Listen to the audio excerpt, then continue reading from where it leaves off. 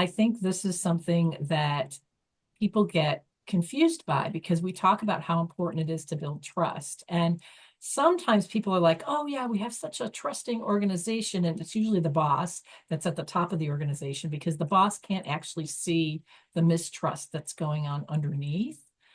And it's not possible to trust everyone because there, any size group that you're ever working with, there's always going to be some people that you maybe don't share values with, or they're just not someone that you would choose to have as a friend or someone in your inner circle. But there's a distinct difference between someone that you can trust your life with, let's just say, and someone that you can trust to behave reliably in a certain way at work. And if you want to be on a high performing team, it's ideal if you have a high degree of trust with everyone on the team. Sometimes that's not possible, but what is possible is you can always work on building trust. And there's a big difference between working on building trust and actually trusting. So actually trusting is more,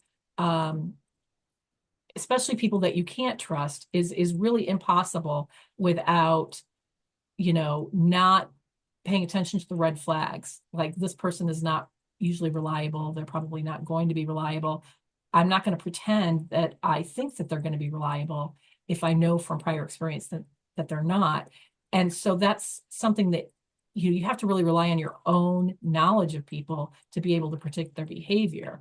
So it's impossible to just by default trust everyone in your organization. But what you can do and what you should do is work on building trust. So what is different about that? Building trust is actually doing the work of trying to get to know somebody and trying to understand how they think and how they operate on the inside. So it's like your whole mission is to try to understand them. And the reason you're trying to understand them is because the thing that builds trust is being seen, heard, and understood. So if I think that you see, hear, and understand me, then I feel more trust for you. If I feel like we have something in common, then I feel more trust for you. So your goal is to try to find out, what do you have in common with all the people that you're working with? And you automatically start trusting each other more. And then your goal is to try to really understand how somebody thinks, how they make decisions, how they're looking at things, because they're going to be looking at them differently than you are. And that builds trust. And then the top thing that builds trust is having a difficult situation come up and working through that difficult situation with someone. So those are all things that you can do to build trust. And when you do that work, trust naturally happens. But if you stop doing that work, trust will automatically disintegrate, especially with people who don't have a lot in common with you. So that's why it's not enough to just every once in a while do something related to trust building. It's a constant practice that the best teams work on trust building every day that they're at work.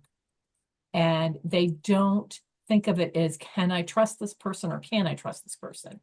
And they don't think about it as who people are and whether they're worthy of trust or not. What they're doing is the work of finding things in common, trying to understand people, and then working through any difficult issues that come up. And that's the kind of trust at work that builds a high-performing team.